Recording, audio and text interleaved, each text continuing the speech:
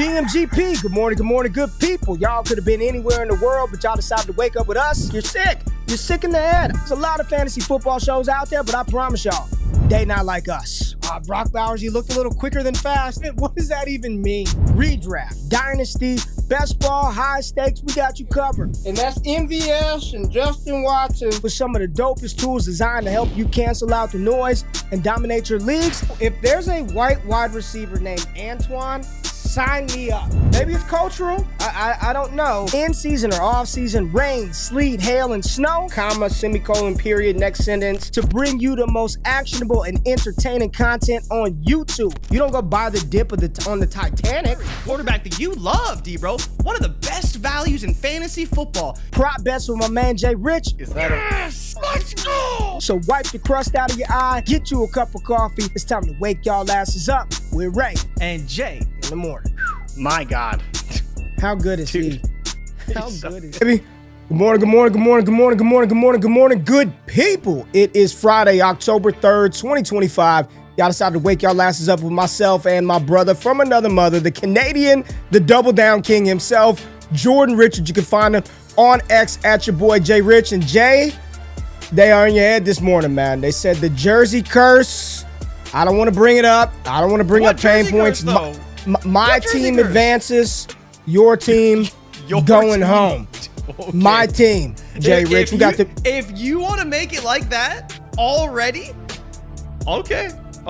Hey, Okay. I'm just reading. If you want to side on that side, okay, but you better stay on that side. You better not come back. I'm just reading the comments, man. I'm just reading the good people. Alan Davis is in the building. Richard Campbell, Gabe, Adam Zaff, Jorge from Rhode Island. You're charging me up like I was on the baseball field. I didn't do nothing. What's going on, Adam OTC? Michael Cole in the house. Jay Grizz, what's going on with you, baby? Jackson Tribe, Young Doolin, Adam Zaff, Greg in the building, Kev, K3, what's up, baby? Patrick Price in the building. Twin City, never made it live, but we here. Appreciate you being in the building. Every eye, every ear. Anybody that watches the show, is Friday. So I gotta reiterate how important it is. If you're checking out the content, like the stream, subscribe to the channel, check out all the other dope content on this channel and DDFFB. And if you're unable to make it live, subscribe to the podcast feed. You get all this stuff 3 days a week. Jay Rich and I trying to provide some early morning entertainment for you all. And then make sure it kind of, it ties into fantasy football. We talk a little other sports here and there. No Nafisa Collier today calling out the commissioner of the WNBA, but very interesting stuff happening in the W. But Jay Rich, how are you this morning, man? How are you? You already charged up at me like I've done you wrong. What's up? Let me get on. I don't even want to be on the screen. Go ahead. How you doing, man? I mean, I've had better days. The Red Sox lost to the Yankees in a game that sucked, but I kind of saw it coming, man, honestly. Gonna be real. Schitler was Hall of Fame level talent in his first start as a rookie. Ridiculous. Wow. I mean, what a performance by him. Honestly, credit to the Yankees, man. Schitler was awesome. And we had no answer for him, and that's what it was. And then, my rooting interest in the NFL, I wanted the Rams to win, and dude, what do you know, man? Our Bleacher Report, Jay Rich and I, so every Thursday, Jay Rich and I do a prediction show on Bleacher Report. We go through each team, give our analysis, who's going to win, points, spreads, all that stuff. I mean, we were universally on the Rams. No way this Niners team led by Kendrick effing Bourne. No way on the road to the Kyle Shanahan was locked in, Jay Rich. Kyle Shanahan, I'm watching the demeanor of him call the plays, and I'm like, man, I've never seen a head coach more locked in than Kyle Shanahan with Matt. And what did I tell the people 4 years ago, Jay Rich? What did I tell the people? No, don't. You're laughing because what did I, and you are, without even no prep, no show notes, you know what I'm talking about. What did I tell the people 4 years ago, Jay? You did tell, and I believe that Diana Rossini actually reported that was true, that when they traded up the third overall pick, what is that, 2021 draft? 2021. It was to draft Mac Jones, and it was more so John Lynch who pressured Kyle Shanahan to take Trey Lance with that pick. Obviously, John Lynch makes the pick, but it was Kyle Shanahan who actually wanted Mac Jones with a third overall pick. Kind of crazy, man. Did I not say it from the jump? Did I not say it from the jump, Jay? Last night, Mac Jones was dealing. He was dealing against this same Rams defense that was limited Jalen Hurts and the Eagles offense early. This tough Rams pass rush. He's out there limping around with a knee brace on. Knee brace, limping around. He's got a glove on one hand. Mac Jones was dealing, Jay Rich. Mac Jones, lights out last night. Christian McCaffrey getting fed. Kendrick Bourne leading the way. We got to talk about it, Jay. Let's just get into it. Let's get into the game. Last night, Thursday Night Football, San Francisco 49ers 4-1. Shout out to the Niners, man. 4-1 on the season. This was a big game. The NFC West is discussed and talked about and viewed as the most competitive division right now in the NFL. I'm going to be honest with you, man. I didn't think they would win this game. If you told me Mac Jones was going to throw the ball 50 damn times, if you just said, hey, Mac threw the ball 50 times, well, they probably lost. They probably lost. Probably down. But if you would have told me threw the ball 50 times, 1 sack, and he said the sack was on himself and no interceptions, I'll be like, okay, they may have a shot, you know? This was a quarterback duel. Both Matthew Stafford and Mac Jones completed over 30 pass attempts. Mac Jones over 300 yards. Stafford 389, 3 touchdowns for Matthew Stafford.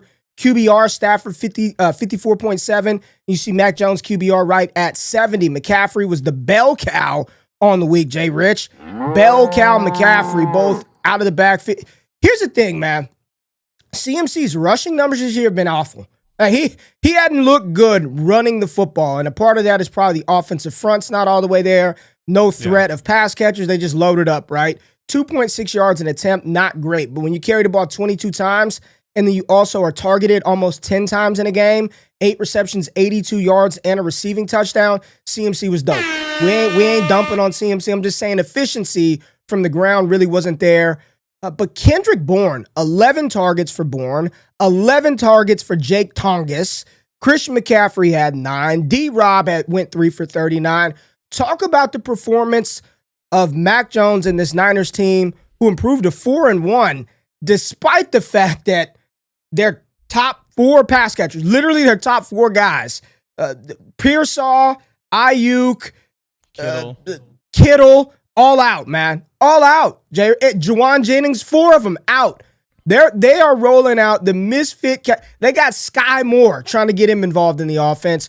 How impressive was this win for the San Francisco 49ers? This is extremely impressive. And this is honestly, watching a performance like this is why the backup quarterback position matters so much in the NFL. And it's why it's so frustrating to watch things like happen in Cincinnati when the entire team completely falls apart. The Miami Dolphins last year, when Tua got hurt, the entire team falls apart. They can barely score any points. And you have situations like this in San Francisco where it's like, okay, we didn't expect Mac Jones to play this well, but holy hell, he is playing like a starting quarterback in the NFL and probably in this offense, a top 20 starting quarterback in the NFL, a guy who's going out and winning football games or coming close to winning football games every single week. So that's where when you talk about like just team building as a whole and having a quarterback that can step in and do this, like the Niners are basically just playing QB roulette. It's whoever's healthier that week. And maybe next week it's Brock Purdy, and maybe the week after that it's Mac Jones, but it doesn't matter who's playing quarterback. The offense is still humming. At this point, it's even crazier because it doesn't matter which receivers they have on the field.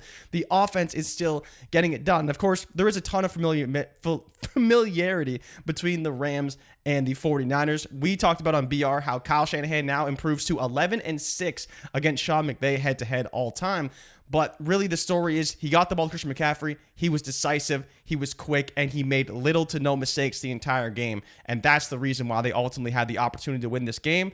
And they just made one more play than the Rams did in the end of it. Both quarterbacks were great in this contest. Defenses made their plays when they needed to, but ultimately the Niners came away with the win because there's just one too many mistakes for the Rams. Let's talk about the Rams side of the ball. Stafford was Stafford. You love you some Matthew Stafford, Jay Rich. He was dialed in, 389 yards, couple of throws here and there. Both Davante Adams and Puka Nacua over 80 yards receiving. Puka, another 10 receptions on the season, I think, through 5 games, the most in NFL history through 5 games. Puka Nacua right now. It's either first or second. I think it's first, the most through 5 games in NFL history. Puka did score a touchdown. You saw Tutu Atwell get involved down the field. Let's talk about Kyren Williams for a minute. Let's talk about Kyren, right? Big fan of Kyren Williams. I think he's a very talented running back. How many times do we have to get on the show and talk about, hey, man, stop putting the ball on the ground, Jay? It is so frustrating. And these aren't, Steve Atwater barreling down from the safety position and just laying absolute wood on him to where you're like, shit, I can't even blame you for dropping the ball, right? You got dude, you're getting it slapped out by Alfred Collins. You're getting it and you saw early in the game, it looked like there was a concerted effort by him to two hands on the ball, even through the hole. I mean, McVay just looks like, what do you do? It's like they drafted. Do you think there's a world where both Corum and Kyren fumbled in this game? Do you think there's a world, and I don't know when the Rams bye is, Jay, but they've got some extra time. They've got some extra time this week. Do we see some Jarquez Hunter? They just paid Kyren a buttload of money, so I'm not saying he's getting benched, he's getting replaced because, down the stretch, he had 8 catches for 66 yards, 14 targets. Yeah. 14 targets. His receiving yard prop, Jay Rich, was 17 and a half yards in this game. 17 and a half. And I didn't touch. I'm like, oh, man, I don't even want to touch that line. Too high. 14 targets, man. Like, how does this, what happens? Because if they're not going to pull him off the field, but it is frustrating to watch him put the ball on the ground. It feels like every other game, dude. Well, yeah, I mean, and the funny thing about this, right? We were talking about it a bit pre-show. And get it out. You were telling me that he only fumbled once, but it was the toss play that he fumbled. But the fumble was credited to Stafford because, to be fair, maybe the toss was a little bit behind him, but he didn't catch it. He dropped it, and ultimately it was a lost fumble, and that was the other fumble. No, that was Corum. That was Corum. Kyren had one too. Oh, I thought that was Blake Corum. I think that play was. I thought that was Blake Corum.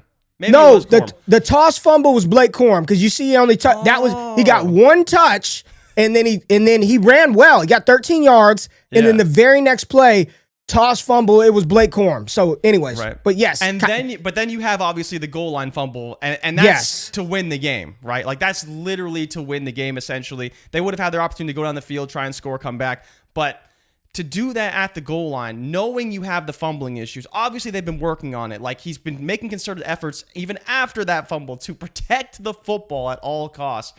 And it's just like, man, what on earth are we doing? Like, what on earth are we doing? And so to your question about the bye, they have a week 8 bye. So they have this game, they have Baltimore, they have Jacksonville, then they have the bye week in week 8. Would they make a switch? I think it's going to depend on how Kyren plays. Not a switch. I didn't say would they make a switch. Do you think you see more Jarquez Hunter? You've got fumbleitis, Kyren Williams, Blake Corum putting the ball on the ground. He wasn't very good last. So I'm just, not a switch. They're not going to switch running backs. But do you see Jarquez Hunter, who I don't believe has done a damn thing this season, play more? McVay was frustrated, man. McVay was fun. You can't fumble the ball at the goal line, though. Not at the goal line. But I think that's the problem for McVay is that if he had trust in Hunter, Hunter would be on the field because we know that trust is everything with McVay.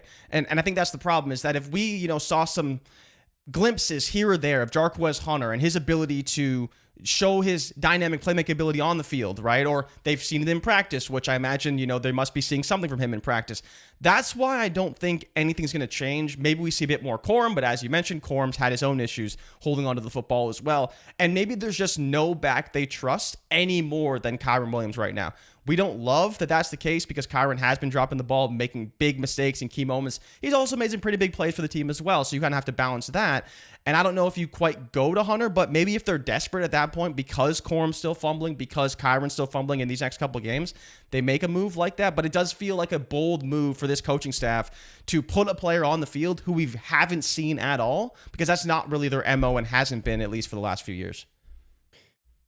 And Jay Grizz, you see him with the Notre Dame Fighting Irish hat on. He said, not going to lie, Kyren been fumbling since his days with the Irish. I mean, he's been fumbling in the NFL. I mean, I think you looked it up, Jay. How many career lost fumbles does he have? Over 10, right? 10, yeah. And what's crazy is that he had none in his rookie season, and all 10 have been from the last 3 years. And yes, I get it. It was a hard punch out, but you can't fumble at the goal line. I don't care how hard the punch was. Like a goddamn punch from somebody's hand in the game isn't harder than a safety coming 100 miles an hour and lighting you up and then dropping the ball. Like cover it up. You can't do that. Especially because you can't. Oh, it was hard. It was a hard hit. It was a hard punch to and the head. It went right through the ball. Didn't $80 million or anything. Like just hold the ball. Especially when you've had a pattern of fumbling. Yep. Tough loss. That was a bad loss. And I think Ike in the chat, shout out to my dog Ike, said McVay admitted he made a bad call at the end. And then you just slam it up the B gap, like just at the end. Put the ball in Stafford's hands. Let him make a play. Give Kyren a two-way go. The same play that they ran for the touchdown for Puka. Throw something. Yep. But I'm not running the ball right there. Or kick the damn field goal and keep the game going.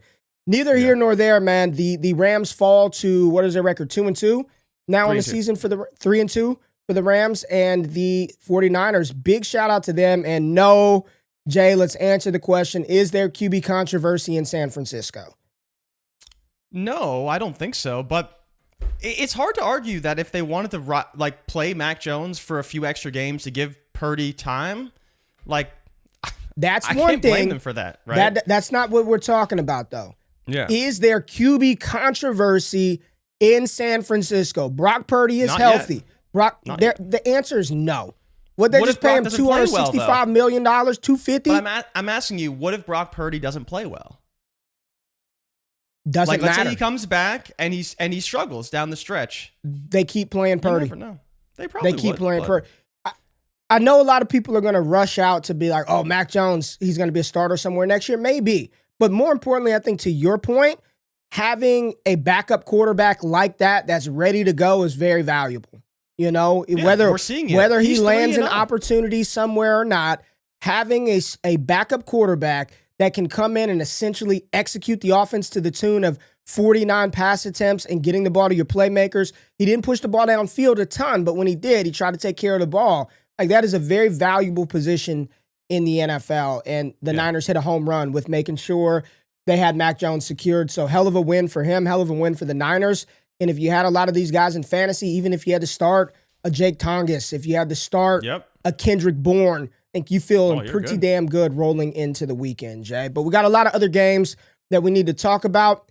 Let's kind of let the people decide. What game really just intrigues you? I did pick New England to upset Buffalo this weekend on Bleacher Report. Make sure you follow my content over there. You just go to RayGQ on Bleacher Report app, hit the follow button. I did pick the New England Patriots to upset the Buffalo Bills, but where do you want to go, Jay Rich? What game is the most intriguing on the slate this weekend, in your opinion? And we're going to talk about that I would probably say Denver-Philly is the game that's most intriguing to me, because it's not that I think that this game can't be a good game or a close game, because I definitely think it can. It's just, can Bo Nix and this offense operate at the level they need to in order to be competitive against Philly?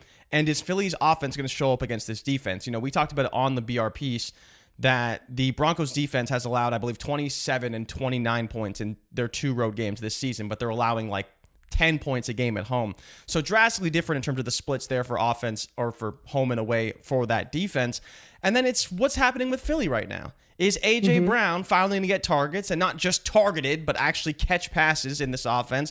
Is Jalen Hurts going to throw for more than 150 yards in this game? And is Saquon going to do more than simply get 60 yards and a touchdown, and Philly wins a game 20-17 in the end? So, Ray, for you, going into this game, what is it that you want to see, not just from the Eagles side, but also from the Broncos side, and how do you think it all plays out in Philly? Broncos side, you know, Bo Nix has not been great this year. He hasn't been awful, but he's had some awful moments. He's had some awful spots. You want to see him get going, but this is on the road. I feel like this is going to be a tough game for Bo. I'm not really feeling Bo Nix this week versus Philadelphia. Offensively, I feel like we kind of know what you're going to get from the Broncos. Love it or hate it, J.K. Dobbins is a big part of this offense. I mean, they rode him like a workhorse. They rode him like a bell cow. And I think that's going to continue here versus Philadelphia. hopium part of me. Maybe we see a little more RJ Harvey. Maybe we see a little more RJ Harvey in the receiving game. Here's what's not going to happen. He's not going to overtake J.K. Dobbins. As long as Dobbins' legs and knees are intact, he's going to be on the field rushing the ball. From the pass catchers, it's Courtland Sutton, Jay. I mean, that's the big dog in this offense. I don't know where the Joker Evan Ingram is. Who's the Joker of this offense? I still am waiting for the Joker to emerge, a la Sean Payton. It's not a lot on the defense, on the offensive side of the ball for Denver. Yes, seeing the cornerbacks up against these wide receivers should be a good matchup. But honestly, let's cut to the chase. It's all Philadelphia. I mean, if you've got Broncos in fantasy, you're firing up Dobbins. You're probably in a spot where you're prayerfully flexing RJ Harvey. You're starting Courtland Sutton. You're not touching the tight end. It's what do you do with Philly? You're rolling Barkley out there, no doubt. Say Jalen Hurts, top-tier quarterback, ain't no issues there either. You're looking at them damn receivers like, man, what am I doing this week? Because the matchup on paper is a little difficult. It's a bit challenging, but you don't want to feel like the idiot that listened to old GQ going into week 3. Sit them all. Don't play anybody, and then they go off on your bench. So that's the real story here is what do you do with A.J. Brown and Smith? And Jay, I feel like this is a week where they get involved. I feel like this is a week A.J. Brown's already come out. A.J. Brown has already come out, said he wasn't talking about Hurts. He apologized. He said, that's what he said. That man, you going to call him a lie? You say he's a liar?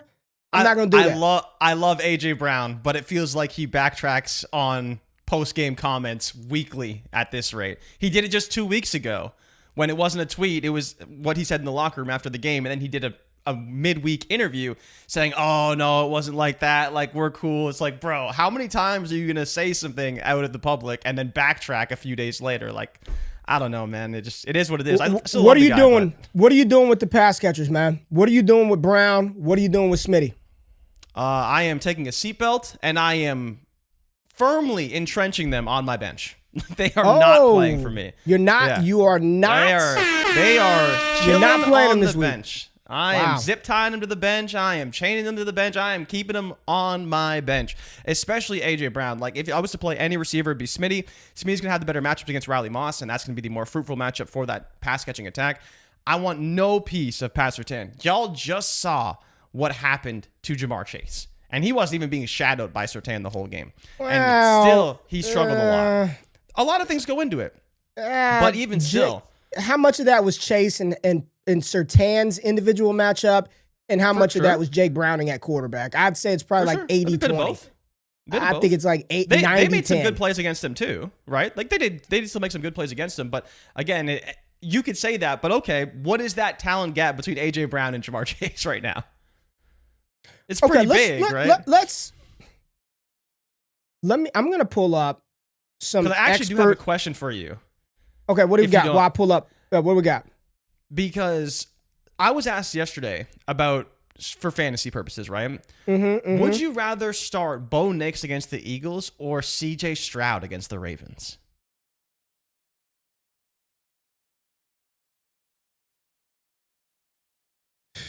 Probably Nix. Probably Nix, right? Probably Nix. And that was my thought too, right? You probably want to start Nix because he can run. He's probably has a higher ceiling even passing. And it was really more so that I don't know if I see CJ Stroud throw more than 2 touchdowns, even against the Ravens defense, right? If I felt confident he could throw 3 touchdowns in the game, then I would say, okay, maybe you could start CJ Stroud, but I'm just not quite there, even against the PPR. Currently, firmly. I mean, receiver.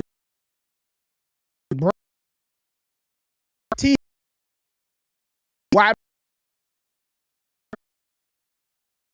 Rather.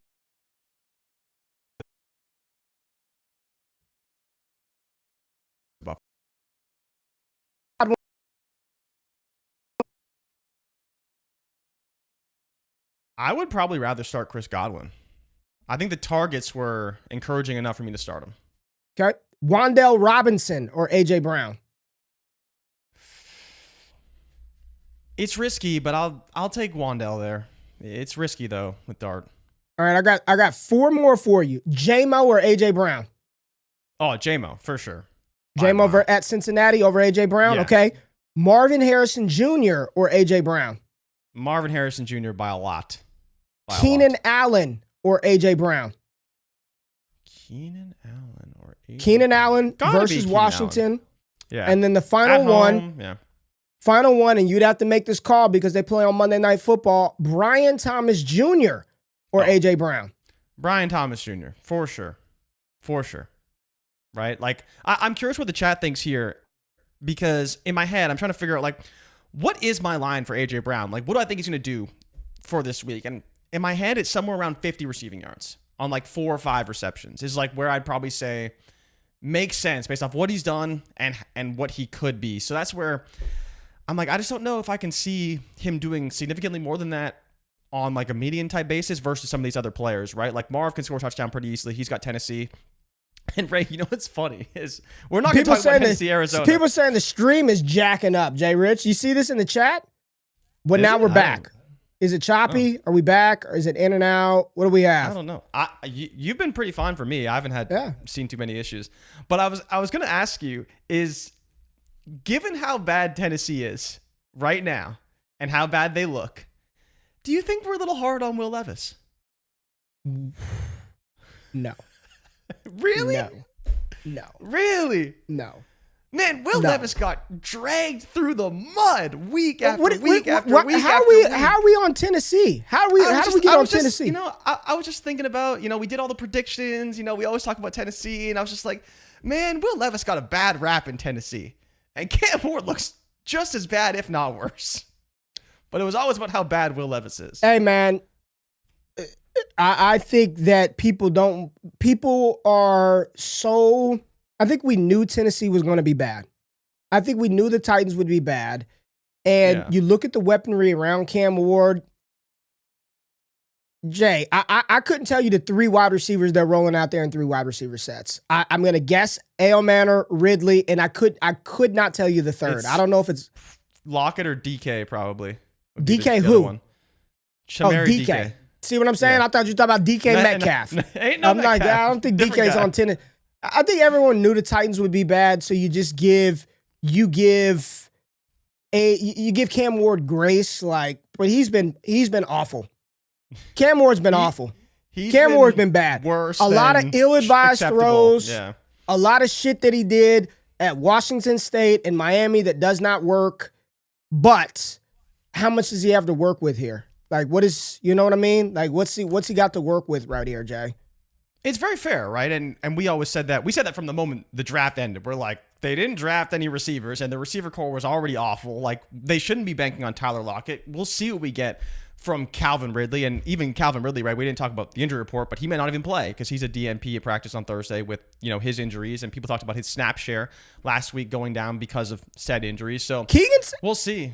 Keegan said it. Keegan says Cam Ward looks like the worst QB in NFL history. We ain't going that far. But he said, why are we acting like he's throwing the bums? Cam Ward's been bad. And right now they're projected to have the number 1 overall pick. And Jordan Reed had put something out yesterday. And then I was like, okay, if they're picking number 1 and they hold the pick, you're not taking a quarterback. So you got to go edge rusher, probably Reuben Bain Jr. out of Miami. I don't know if there's not a receiver worthy enough to take number 1. No. How does it get better? And what's probably going to happen is Callahan's probably going to get his ass fired. He's probably going to get fired. What's this, year 3 for Brian Callahan in Tennessee? I just don't think people. No disrespect for the fine people in Tennessee. I'm sure it's a great state, Jay Rich, great fan base. I don't think people really across the NFL give a shit about the Titans. So you just dismiss them. It's only second season. It's only Callahan's second season. Imagine Callahan. So he went 3-14 last season. Obviously, he had Will Levis, Mason Rudolph, blah, blah, blah. We know how bad it was. But yeah, obviously starting the season 0-4. But if you look at his, what is this? Just like some of the metrics even that he has on, I'm just on Football Reference, they're literally worse than they were last season. Somehow they're worse than they were last season. But they let a lot of defenders go. Vrabel obviously picked up Harold Landry, which is a massive get for us. But yeah, it's like, I don't know what he's doing. And for an offensive guy, this offense looks like easily the worst in the NFL. It's bad. And he's an offensive guy. So I don't know what the hell he's doing out there. I really Jordan Baker says Mac Jones just lit up a team with nobodies. So why are we getting? Yeah. But Mac is a 4-year veteran. He's got experience in the NFL. He's a former Pro Bowl quarterback, Mac Jones, that we're talking about. He had one of the best rookie quarterback seasons in NFL history. Statistically, that is fact. I'm not making that up. So I don't want to compare them at these stages of their career. But to be the number 1 overall pick, he need to get a little more heat to ass too, because Bryce Young was getting it early, right? Bryce Young. Oh yeah, there was fire on Bryce Young in Carolina right away, and you're just not hearing that same reaction for Cam Ward. Well, because no one's really playing, right? Like, it's Dart just got his first start. Gabriel's getting his first start this week. So there wasn't the same pressure around him versus, like, when Williams was bad and all these guys are bad. Like, Daniels is balling, right? Play a game. Jay Rich, let's go 2024, 2025. Rank the quarterbacks. Rank the combined QB classes. So in 2025, all you got is Ward and Dart. Where would Ward and Dart slot in to 2020 if you put 24 and 25 together? And we're not going to go back to 2023 because you got Bryce there. Let's do that. Oh God. I need to list the names now. Let's go to I got you. Okay. QB1, 23, 24, 25. You need a good 3-year sample size. QB1 from the last 3 years would be who? I'm going to say it's Jaden Daniels. Jaden Daniels would still be QB1. Okay? QB2, Drake Maye. You want to go Drake Maye? Do you want to go Drake Maye? If you say Drake Maye, I'm not going to fight you today. I'm not going to fight you. I'm not going to disparage you. Today? Now, it's Drake Maye. For fantasy especially, it's Drake Maye. JD5, Drake Maye. QB3 would be Caleb Williams. I think Caleb. We said it at the same time. I think Caleb's shown enough. I think it's Caleb. All right, so you still got the 24 class very high. We got Jaden Daniels. We've got Drake Maye at 2, Caleb Williams at 3, QB4, Bo? Yes. I didn't even think of Bo. Bo Nix. Yes, Bo, for sure. Bo Nix at 4. Let's go QB5. Round it out. Would you take Stroud or Bryce? No, right? So 23 class out of it. Penix or McCarthy. Penix? Okay. I think I'd probably go Penix. I like Penix. Penix QB5. There you go. Where would Dart slot in? Dart over Ward right now if you had to pick? You didn't see much Dart. Next. Who would be next? Would you put Dart next? Or would you rather bank on Stroud? I think I would put, like, if I'm drafting quarterbacks, again, they're not valued the same, but I'm fine drafting Dart and passing on Stroud. So, like, for me, I think I'd probably have Dart at 6. Because I don't want Bryce. I don't want Stroud. Anthony Richardson, none of that shit. Who else from 25? I feel like we're missing from 24. McCarthy? Yeah, McCarthy's the other one. Right? McCarthy or Dart right now? Who would you rather have right now? You just got to take right this. Now I want Dart. You want Dart over McCarthy right now? I want Dart. Yeah. You'd have to draft. I'd be really curious how people would draft McCarthy like today. Right? Like, how would he still be valued as he was preseason, or would he be, slightly less? But yeah, it's not that I want. We'll see how Dart plays, right? Dart's got a great matchup, but Stroud is a player that I'm just like, where is the chat on Stroud? Because I do not want Stroud. No one said anything about Stroud. I said all off season, like, there isn't a path to me in the foreseeable future that Stroud is going to be good for fantasy. He could be a fine quarterback, but until like that whole offensive line situation is figured out, because it's that bad. I don't disagree. I just don't want him. Like, I just don't want him on my teams. And so it's like, and it's mostly because of the value appreciation is just never going to come for him in the next, let's say, year. Right? Jaxson Dart is ahead of CJ Stroud right now on KTC. I think the bigger thing is when you just look at a lot of people, man, especially with the popularity of Superflex, when you just look back like the last 3 or 4 years, even if you wanted to go back to 2022, which the 2022 class involved Kenny Pickett. Like, he was the lone first-round quarterback in 2022. When you think of from Kenny Pickett to what's happened to Bryce Young, Anthony Richardson, CJ Stroud, we got some goodness out of 2024. And then 2025 is still a big question mark. I'm not writing the story on Cam Ward yet. and we can't also elevate Jaxson Dart to superstar potential after one game in which he barely threw for 100 yards. I get it. First game, I'm not knocking him.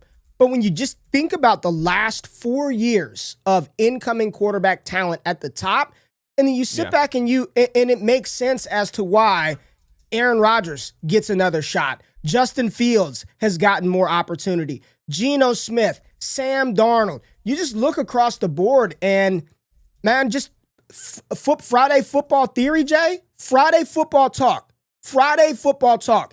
If you're following college, man, there are a lot of people out there that say the development of quarterbacks in the collegiate game is deteriorating, right? Yeah. Transfer shit don't go well. I don't want to be here anymore. I'm leaving. Look at what's happening to Micah Hughes out of Oregon, $700,000 to ride the bench, to go away, to transfer again. I just think that we're in this weird QB spot, man, to where we might get to the offseason and a team might say, you know what? Instead of drafting Garrett Nussmeier at number 5 and getting fired in 2 years, bring in Mac Jones. At least I know he can operate a damn offense. But let's give Dylan Gabriel another shot at it for a year or whomever it is. I just think this is I think it's a bigger problem. And you look across the last like 4 or 5 years, man. Go back to like the last QB class that's really kind of sustaining right now. 21, you still got T-Law playing. You still got Purdy on the field. He was the last damn pick. Fields is still getting burned, and Mac Jones, right? No Trey Lance.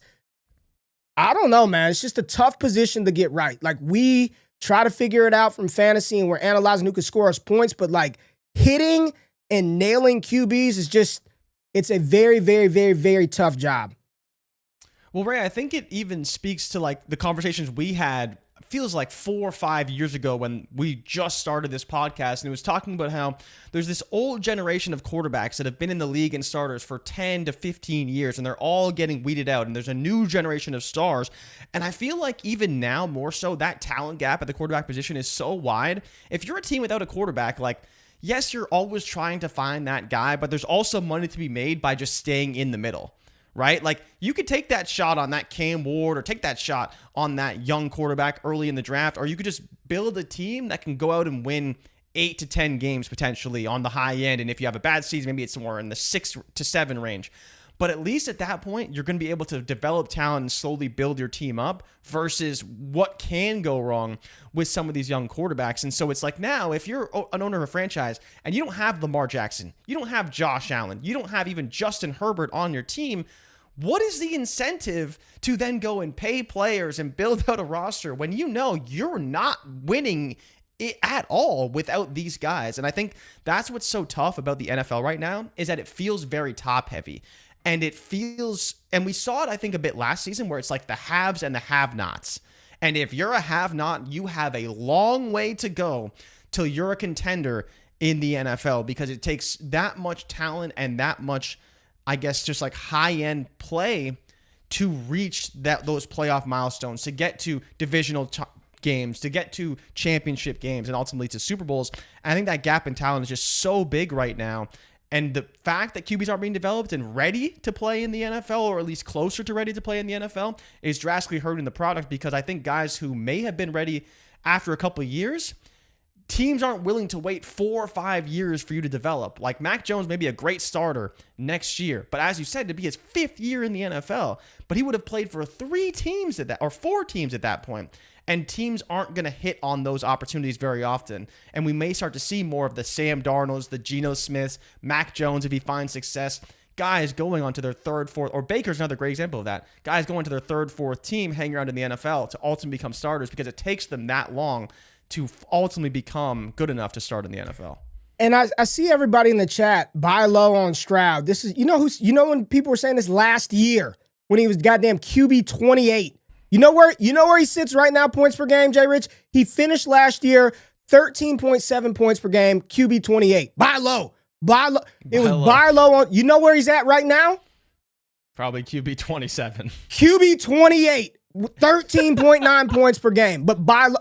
Not buying low on Stroud. Like, we've been saying this shit for Stroud for the last 17 games. Jay Rich, buy low on Stroud. Buy low. I'm with you. Like, I'm not buying low on him. The offense is shit. He doesn't run. There aren't enough weapons for him. He's not going out there throwing for 390 and 4 touchdowns. Like the thing that we saw 3 years ago, like it's not the same offense. It's not the same team. I'm not buying low on CJ Stroud right now. Like, no, thank you. People, if I'm a rebuilder, I'm buying low on Stroud. No, thank you. And then I also less see points than the Saints, man. Like, come on, man, not buying low on Stroud. And Keegan, we love you in the chat. There ain't no way, and I'm A-Rich Truther 101. Ain't no way I'm taking A-Rich over every quarterback in 2026. No, sir. Can't do it. Won't do it. Not gonna happen. Cannot do that. All right, Jay. All right, man. Let's go to break. Run it up. We'll be back. A lot more just ball talk. We're having a good time today. More ball talk right after the break. Let's go.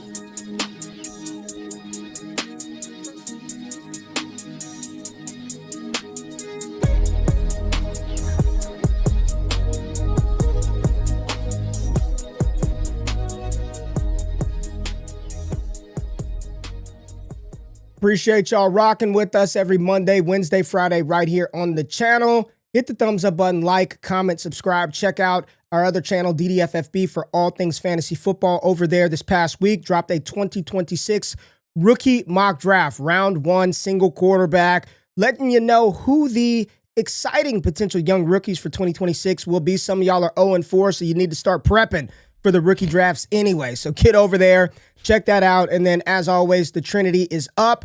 Trust it. Follow the dots. Best usage visualization tool in the game. Trust the Trinity over on DDFFB. Become a member over there. $3.99 per month, and all of y'all asses got paid. So I know you got the bread. And then go to Yahoo Fantasy. Check out all my content on Yahoo Fantasy. Jay, I dropped a rookie grade piece. Look at this. They made this nice let's see this report card. Rookie grades. What do you think about these rookie grades? So I'm going to just call it out real quick. Genty B? Yeah, Ashton Genty, a B. I gave Ashton Genty for the first quarter, B. Hampton, B. Hendo and Harvey, I gave them C's. McMillan, C+. Hunter, a D. Ibuka, A+. I'm a tough grader.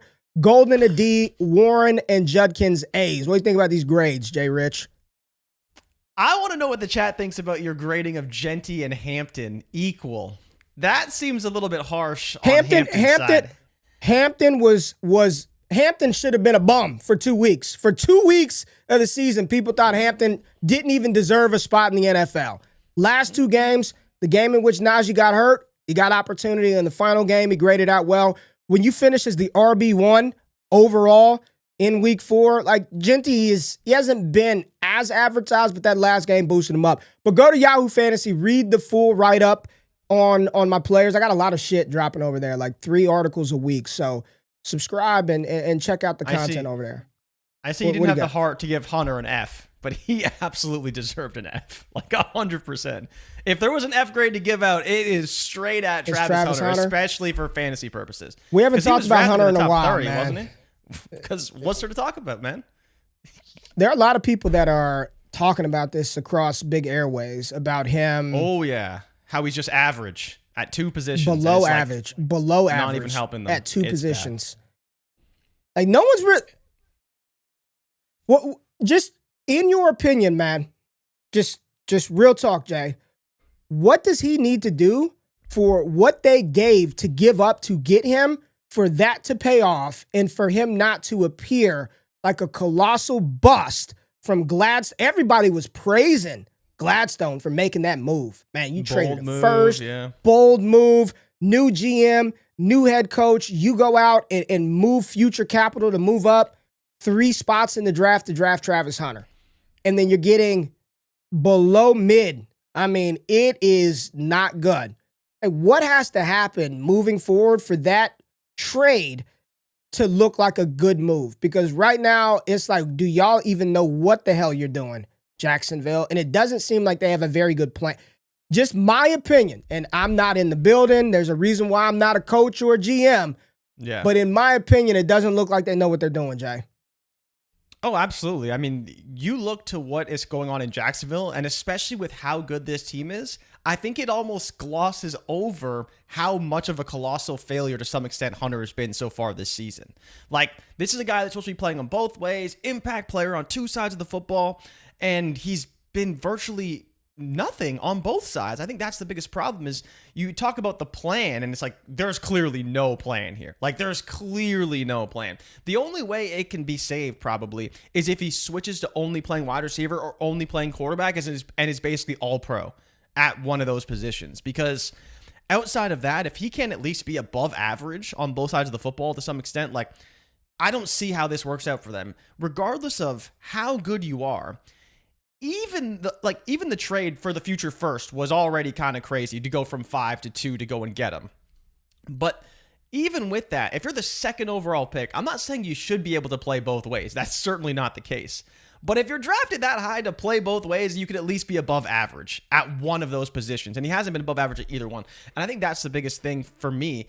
It's just like, imagine what would happen if the Jags were 0-4. And that for me is like the big takeaway here is that it's completely masked by the performance of the team, how poorly they've been able to work with Hunter and get him up to speed, at least on one side of the ball, not to mention both. I'm just going to ask you this and we'll move on.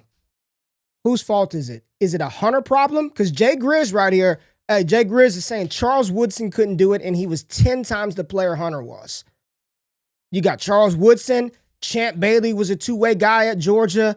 Like, is this a Hunter problem? And I'm just saying, Jackson State, Colorado, it wasn't the SEC, or is this a Jaguars infrastructure problem? Coaching, positional line, they just don't know what to do with them.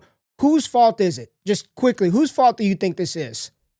So for me, the Jags are absolutely at fault, but Hunter has to own some of the blame because this is something that he wanted. He wanted the pressure. He wanted the ability to play both ways, and he wanted that opportunity.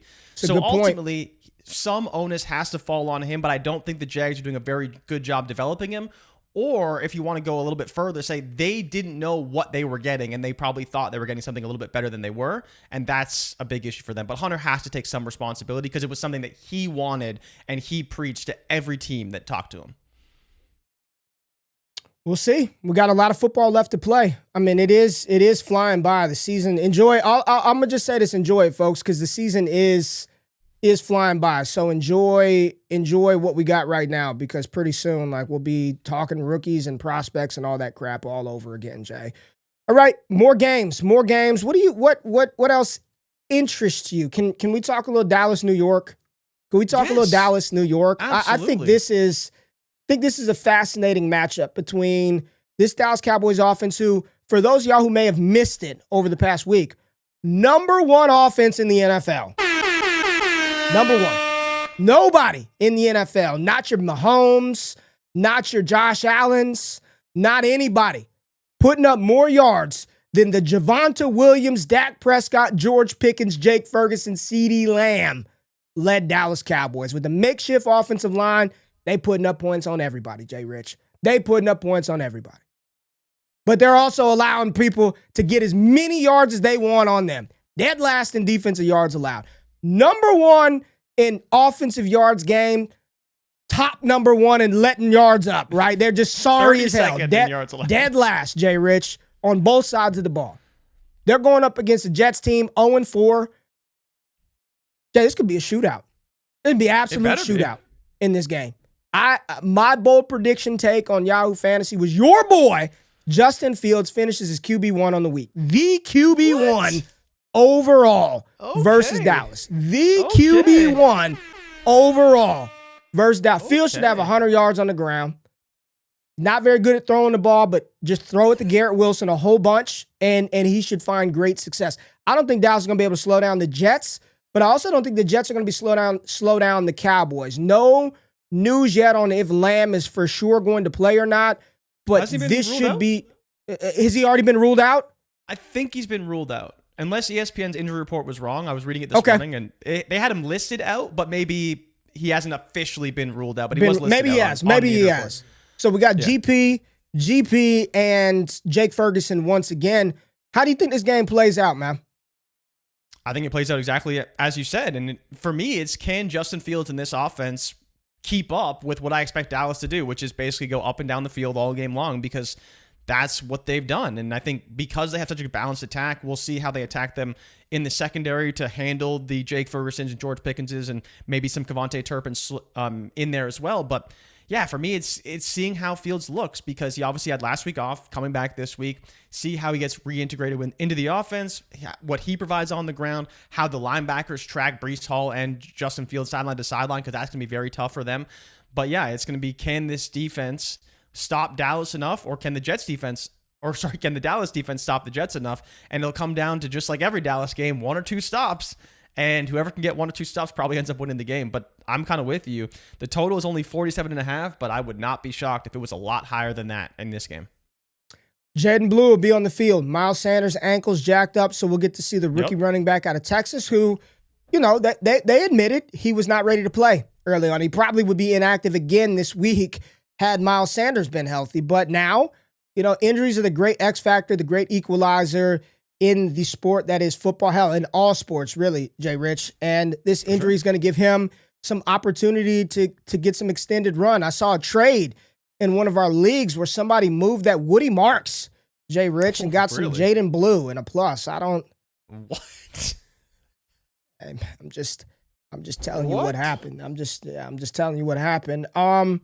Yeah, no CeeDee Lamb. George Pickens versus Sauce Gardner. You think GP goes off again? He had $130 and 2 TDs last week. Do you think he gets it done versus Sauce in this defense this week?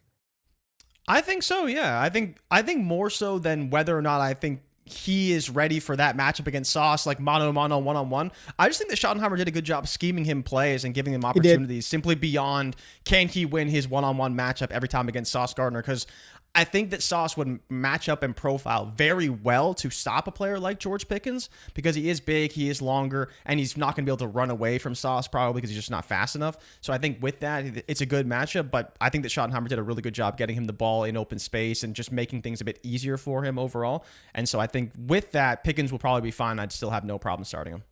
Here you go. Chief 22 says start Fields or Dak in a chopped league this week. Would you start Fields or Dak this week? Fields, if you had to pick one. And there are some teams that probably have Fields and Dak. Which one are you starting this week? League for sure. It depends on the rest of the team, but if you feel really good about the rest of your team, I think the answer is Dak. If you feel like you need the upside, it's Fields.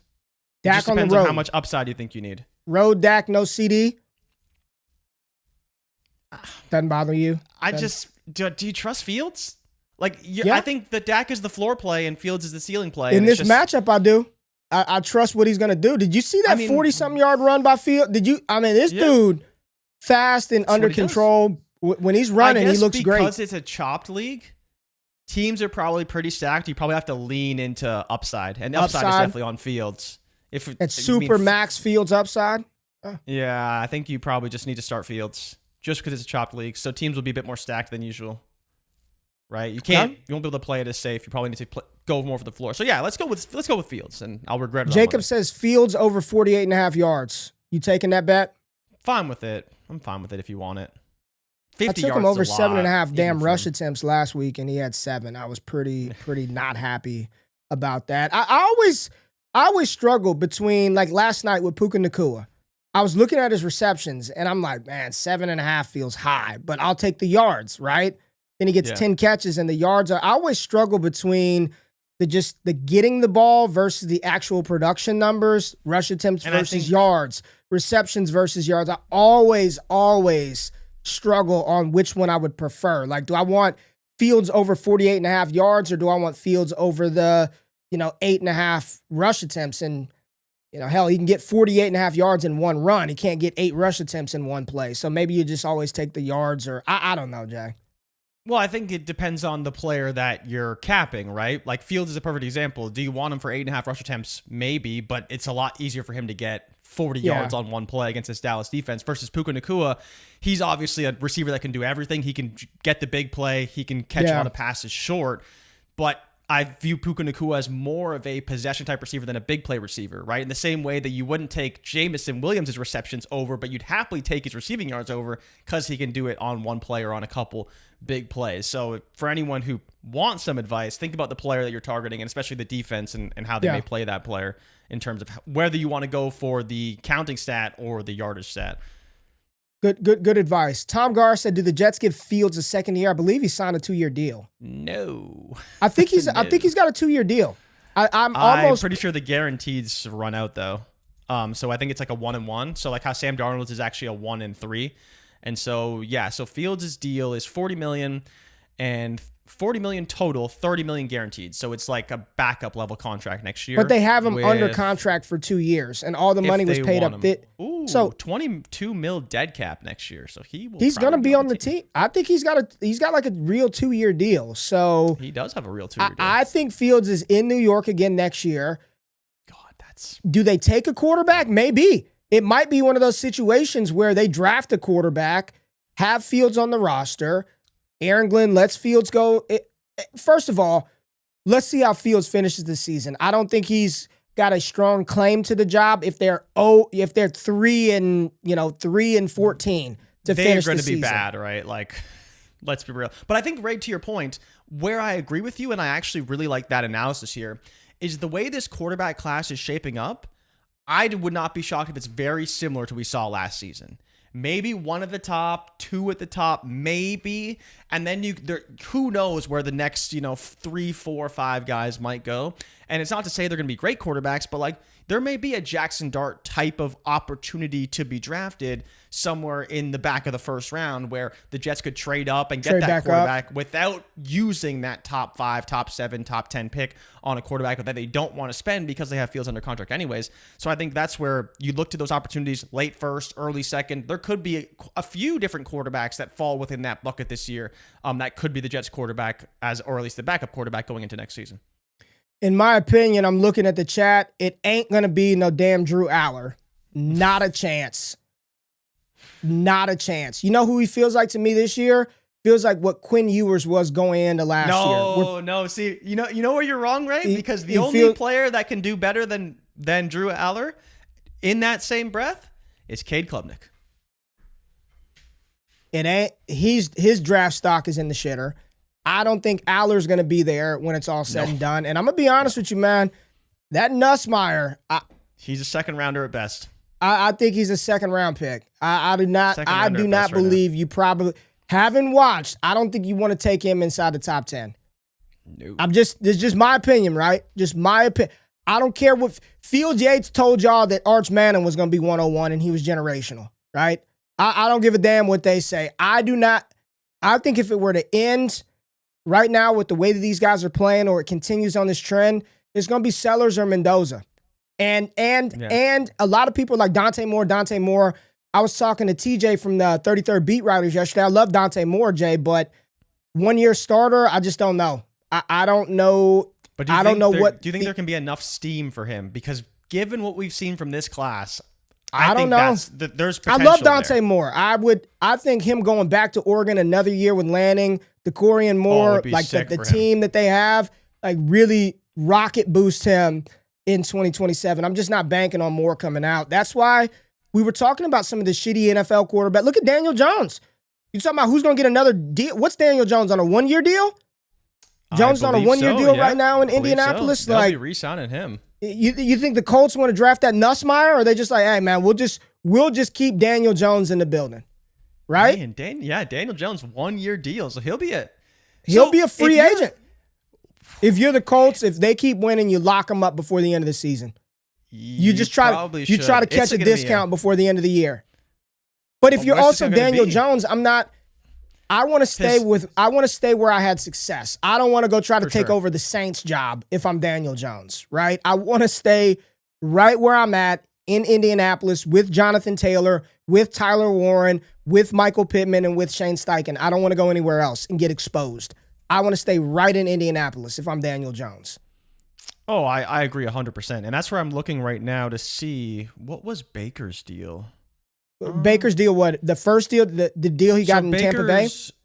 Baker's extension was the 3-year, $100 million extension with $40 million guaranteed at signing, $50 million total guaranteed. But I thought they gave him another deal this offseason or restructured his deal or something this offseason. Maybe not. But I think that's the deal that you look for if you're Daniel Jones. And what's kind of cool is Daniel Jones will be turning 29, which is the age Baker was at when he signed that 3-year, $100 million deal. And I wouldn't be surprised if Darnold was also around 29 as well, getting that 3-year, $100 million deal that he got from Seattle. So that's probably the market we're looking at right now for a Daniel Jones extension.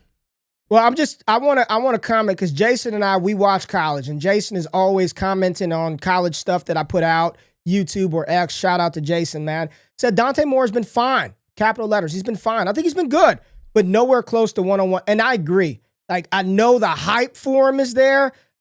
I have not included him in any kind of analysis for 2026 because I'm banking on him and Ty Simpson. And then we'll get back to the NFL. I'm loving what we're seeing out of Ty Simpson out of Alabama. Yep. I'm just banking on those guys being a part of 2027, which could make for a great 27 draft with Smith. You've got Cam Colt. You got a lot of players. Ahmad Hardy. I think Isaac Brown. It makes for a really, really good 27 class. But Jay, let's talk about Tennessee for a minute.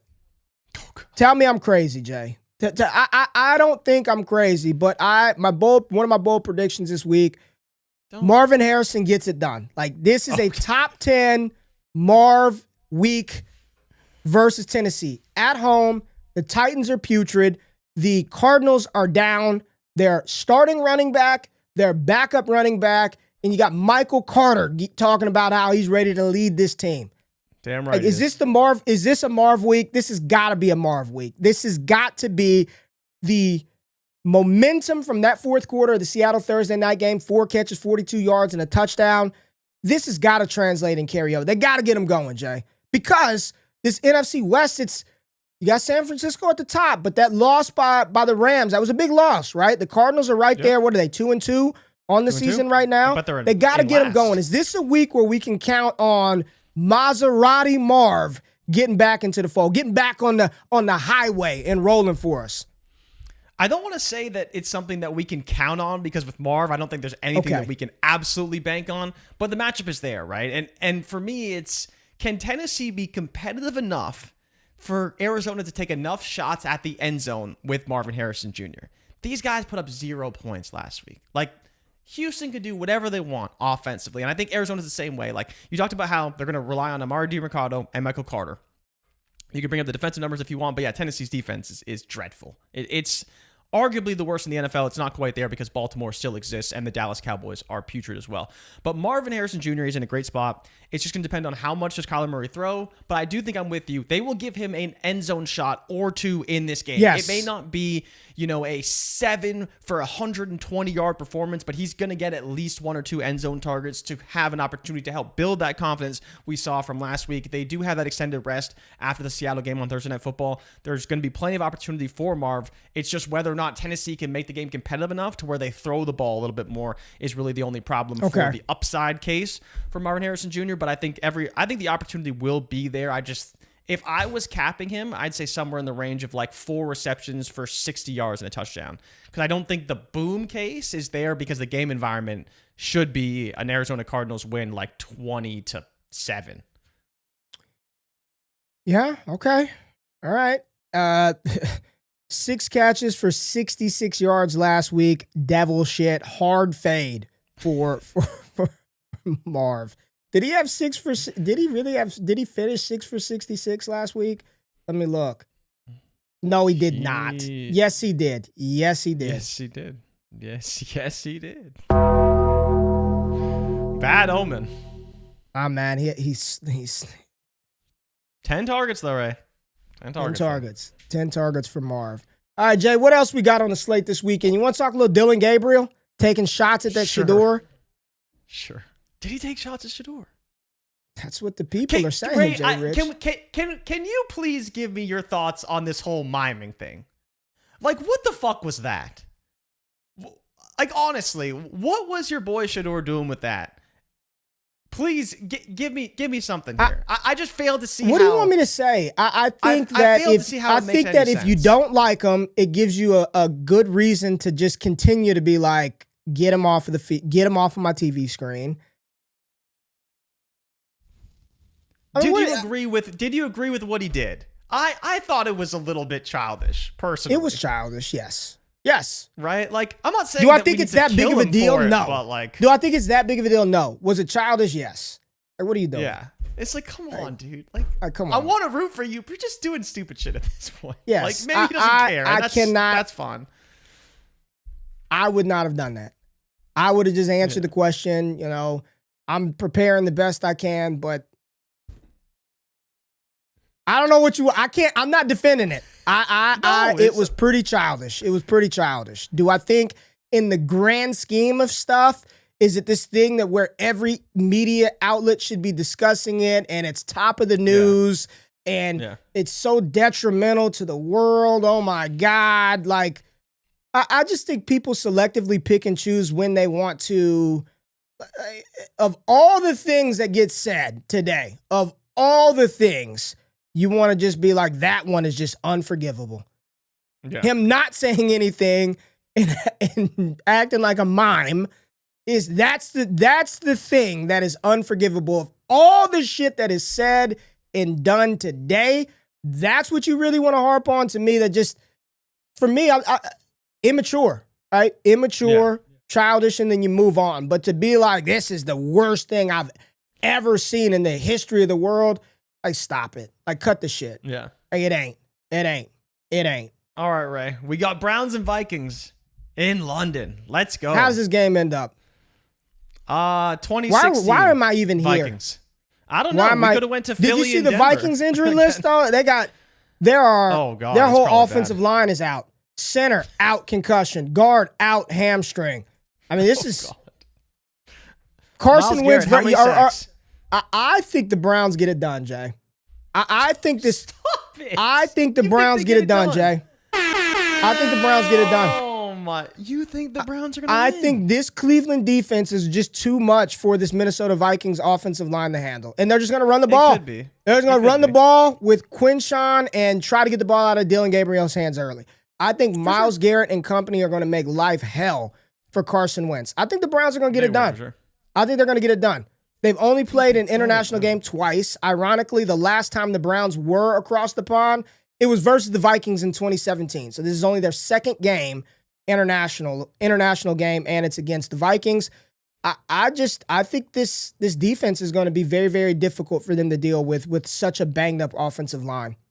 Definitely. I agree with that. But then you're putting faith in Dylan Gabriel to put up enough points to beat the Vikings defense, which is where you lose me a little bit, because it's not that I think Dylan Gabriel's a bad quarterback, but in his first start against Minnesota, it's going to be very tough. Like, it's going to be a very tough game for him, and I don't at least expect him to put up, let's say, more than 17 points in this game. And if he did, that would be like a great result for the Browns, and they would probably win the game if they can put up 20 points in a game. But it's going to be very tough, especially with Minnesota already being overseas and staying overseas. Like, that travel aspect is way different, and so that's where I think the Browns are at a severe. What do you mean they're staying overseas? Oh, because they just stayed over there? They were in Ireland. Yeah, they were in Dublin, right? In Ireland. So I don't even think the time zone is different. It's just like a short flight over back to London. So think about it from that perspective, you have one team traveling all the way across the Atlantic to fly 5 time zones for a game versus a team that's already been there for the entire week, acclimated, their bodies are used to the time zone, all that kind of stuff. Like, it's a drastically different circumstances for a player. And I don't think very often that a team has stayed in London for a game, like it happened to Jacksonville last year or 2 years ago when they played New England, where they stayed for 2 weeks in London for games. Wow. When that happens, typically the team that flies overseas is the one that loses. If this is right, this is a problem. Tom Garr said Josh Oliver is a tight end. He is an emergency tackle in this game. The tight end is an emergency tackle. And then Tom also said Brandel, the starting center, is a backup guard for the Vikings. Okay. Somebody said it's about to just be go balls to Justin Jefferson. Like, get back, Wentz, and interceptions be damned. That's okay. We know you're not going to be our long. Just throw the ball down the field on 9 routes to Justin Jefferson. I think it's going to be a pretty nasty game. Good thing it's early in the morning. We get this one out of the way for the afternoon and morning slate of NFL football. Last game I want to touch on, Jay, because we talked about Detroit, Cincinnati. We talked about Tampa Bay, Seattle, how much we love that matchup last week on our 10 things we love, hate going into week 5. Go check that show out on Wednesday. Still very applicable to this week's NFL action. Washington, LA. We have not really talked about the Commanders and the Chargers. The Chargers coming off of a nasty road loss to the Giants. Very nasty loss. Very, very bad. Very bad. Commanders are getting back Jaden Daniels. He is clear. I'm not sure about Terry McLaurin, but I did not see him ruled out. I'm pretty sure. Is he out? Is he out now? Yep. So no McLaurin. Jaden Daniels, from what I saw, has a big knee brace on. Mm-hmm. How we feeling about this one? I know. The Chargers are favored by 3.5 in this game. 3.5 at home.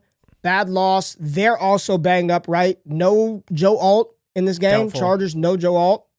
And Mekhi Becton's questionable. And Becton's questionable, which at least he's not ruled out yet, right? He's not ruled out yet, but probably going to play. So the question is, can this offensive line do enough versus a pass rush that isn't that great to at least give Herbert time to throw the football in this game? I think so, don't you? I do, yeah. I think they can provide just enough time to give Herbert the ability to throw the ball down the field and have this offense at least have some balance, because they haven't had that for a while. Even though Hampton's playing very, very well, it's on limited touches because they haven't been able to run the football. They haven't been in positive game scripts. They're still throwing the ball a lot, but it's not beneficial when your offensive line is really struggling because it's just allowing a ton of pressure overall. I think the defense needs to play a little bit better. We'll see how they play this week. They weren't obviously bad last week, but they didn't quite do enough to win the game defensively and allowed too many points. But it is a thing about the offense. But on the other side of things, what do you expect from Daniels? Because Daniels is obviously, we haven't seen him really at all this season. We saw him in the first game where he looked okay. We saw him against Green Bay where he didn't look so good, and the team as a whole kind of got dominated in that contest. Then he's been out for a couple weeks. Now we have JD5 back. We've been talking about re-ranking these quarterbacks. And I'm curious to see if we get to see that rookie of the year level Daniels anytime soon.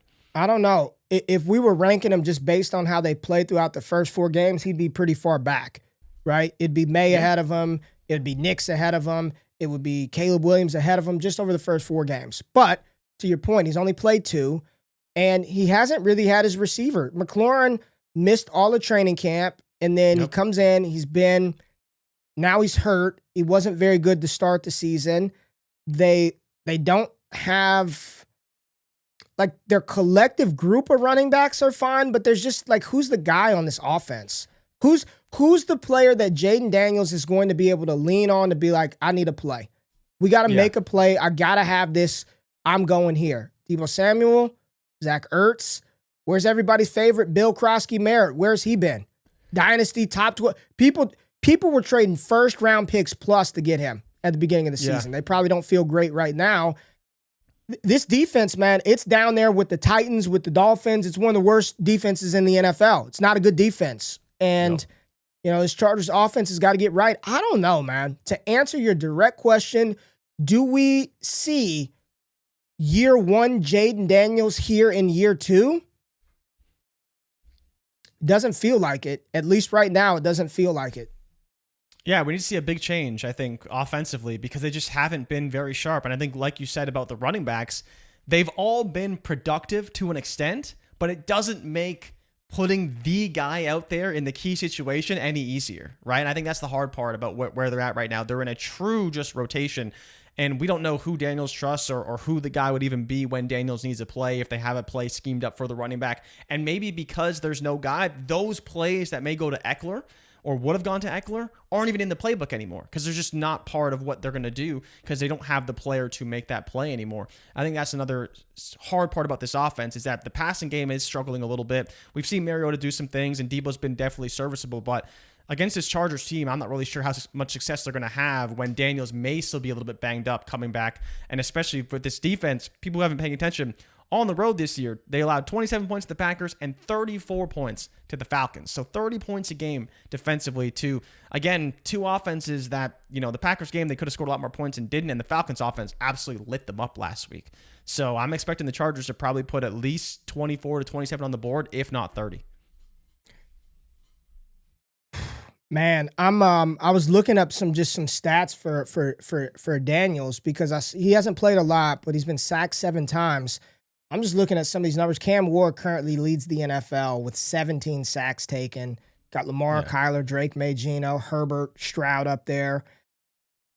I guess that would put him on pace for, 64 sacks? Who's that, Cam Ward? Or more than that. It'd be We're not even going to sacks. we're not even going to talk about Ward right now.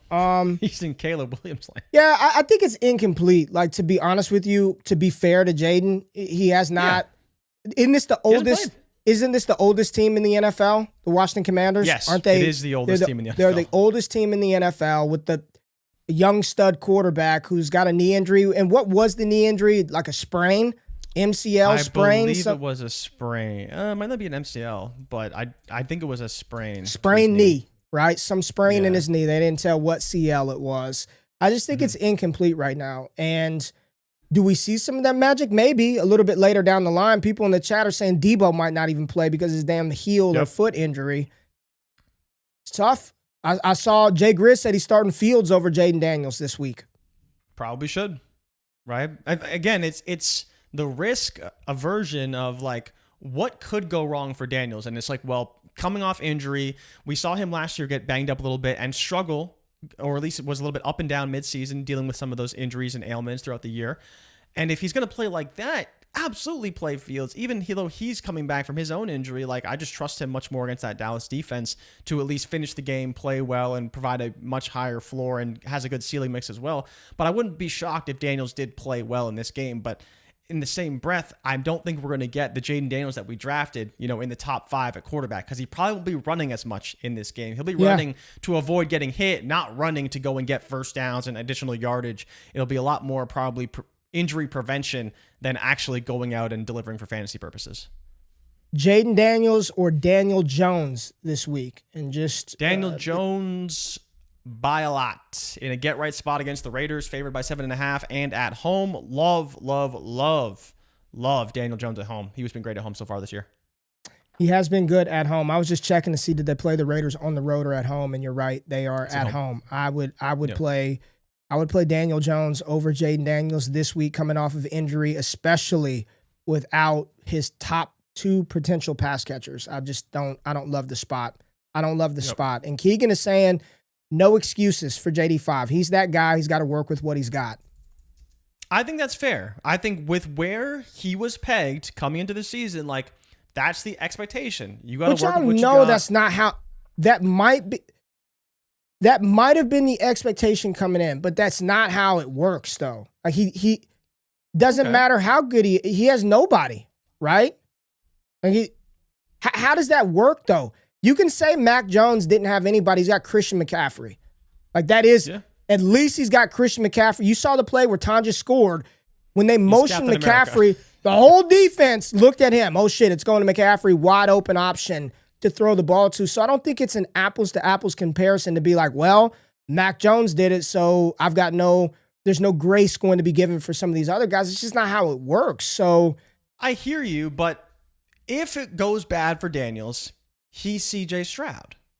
And I don't think we've been critical of Stroud, but I don't know if we've been unfair to CJ Stroud. Because he, as bad as the Houston Texans look, he still doesn't look like the quarterback we hoped he'd be, even in a bad situation. I think that's fair. But Stroud's played. Daniels hasn't played. I'm saying if they Stroud continue, played and didn't succeed. Daniels hasn't played, and then he's if he trends down that path where if they go 8-8 this season and he has some bad games and he he's doesn't not look Stroud. like the rookie of the year, I'm not saying he's Stroud. I'm not saying he is. But what you're saying is there's not a good team around him, and we're saying, okay, let's see the quarterback that elevated talent around him that we saw last season. If he's unable to do that, then it's like, well, which Daniels is the real Daniels? Is it the one we saw as a rookie, or is it the one we saw this season? And I think it's the same conversation with Stroud. Rookie Stroud was great. Second-year Stroud wasn't good. And situations are different. The offensive line was bad, all these various things. But it's like, which one is the real guy? And I think going into year 3, that'll be the question of who is the guy. But hopefully Daniels can turn it around, man. He's a great quarterback. Ricky said, who does Drake Maye have? I think he's got a lot. I think he's got a lot more than what you think. You think these offenses are similar as far as talent? You Which think these ones? offenses Washington? you really think these offenses are similar as far as talent? Weaponry. Washington and New England? No, they're not similar. Yeah, how much they're money not. How much money is Terry McLaurin making, dude? Like, he's making more than the entire receiving core in New England. So we're is he not? Just is he because not he got making more money? So because he's getting paid more, that makes that situation in that environment better? Does Debo make $20 million a year? Or am I wrong in that too? Ray, we got I'm not arguing what they're getting paid. He has -2 yards and a touchdown in a real football game. And that is one of our better receivers. One of the receiver that you said make have a breakout season. Drake Maye in the slot. We throw the ball to running backs and tight ends. We have like the worst offense in the NFL, but Drake Maye just makes it work. And it is what it is. And I'm not trying to say that like it's drastically better or drastically worse. Like, the Commanders have more players. They're not playing to their standard. Like, the standard of Terry McLaurin is not what Terry McLaurin we're seeing. The standard of Debo, to be fair to Debo, he's been pretty good actually. And like, Stephon Diggs is playing better. Hunter Henry's playing out of his mind. Like, Hunter Henry's playing. I was gonna say, we're just like gonna a top forget 5 Hunter tight Henry end right now. He's awesome. And even Austin Hooper getting involved. Ramondre Stevenson, great pass catcher and doing a lot of things out of the backfield. So it's not like it's all on May. we're not talking about win healthy. We're talking about right now, right? I'm not talking about win healthy. I'm talking about right now. Think even if Terry was able to play, you'd probably take Daniels' weapons over Drake Maye's. If Terry was able to play. Banged up, but able to play. Because you'd take Terry and Debo over Diggs and Hunter Henry. You just would.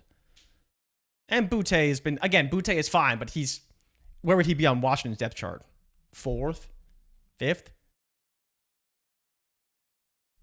I don't know.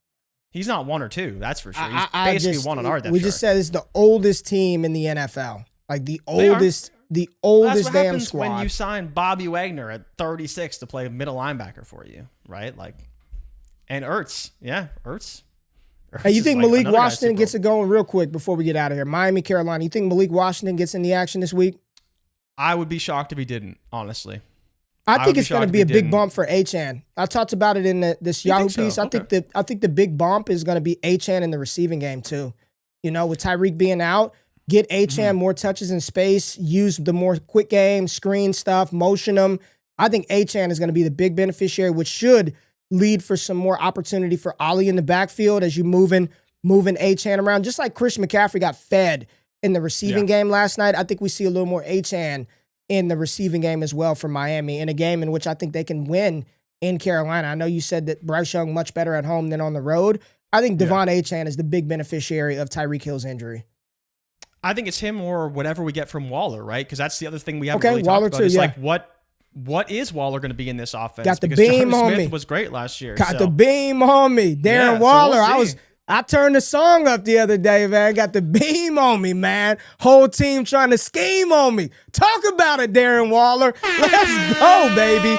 Yeah, man. I think Achane is going to have a game versus Carolina. And, yeah, Jay, I think we covered just about everything. We'll talk about the Kansas City-Jacksonville matchup on Monday during Wake Up, so we don't got to get too much into that. But I would reserve a starting spot. Like, don't get cute. Play your Brian Thomases. Don't get cute. Don't do that. ETN is going to be loaded up. That's it. The rest. Yeah, Thomas and ETN. Thomas and ETN for sure. Would you start Pacheco? I wouldn't want to. I wouldn't want to. I would not want to, but some managers may not have the choice. Bars. Go play that Darren Waller. All right, Smitty Satu. Dart versus New Orleans or JD5 versus LAC. 6 points per passing touchdown, 0.5 per carry. You going Dart versus New Orleans or Jaden Daniels versus LA? 0.5 per carry, definitely Dart. You think Dart? You don't anticipate Jaden running around a bunch, huh? I'd be curious what his line would be, but I can't imagine it'd be very high. I bet you their rushing attempt lines are right at the same. And the yards, I bet you it's quite close. Jaden and Dart. I bet you they're pretty close. Jaden, you want rushing? Yeah, give me the rushing yards. 42.5. For Jaden? 7.5 attempts. Probably closer to 8.5 attempts. Dart will probably be right around there. Where's Jack? I'm gonna go look where. You want me to go pull Dart or you gonna pull Dart? Was 36.5, so same as last week, and 7.5.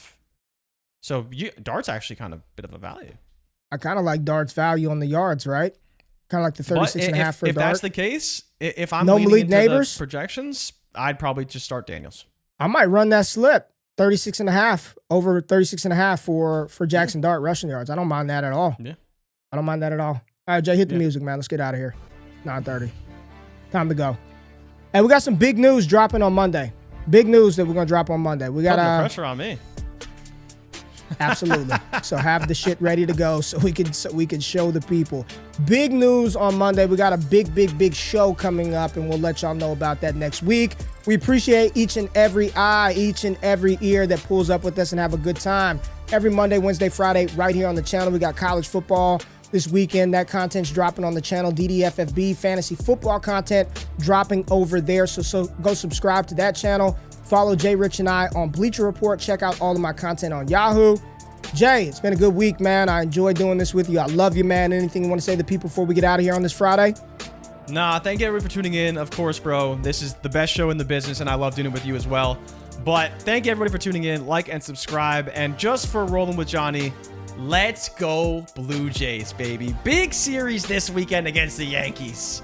My Dodgers still in it. My Dodgers are still Ray, in it. I'm telling you, man. My Dodgers. Those games in Philly are going to be sick. I'm super pumped for that series in Philly to be really, really good. Really, really good. Some good baseball. Yeah, the whole fams, we're all over here watching playoff MLB, man, with the boys. So good. Into baseball the way they are. Appreciate everybody. Keegan, Jay Grizz, rolling with Johnny, Luke, Ricky, Jeff, Jimbo, Gabe, the Gale, Rhea Chapman, Jordan Baker. Come join the Cord. Get in with the fam, and we'll see y'all on Monday. We out. Peace. Peace.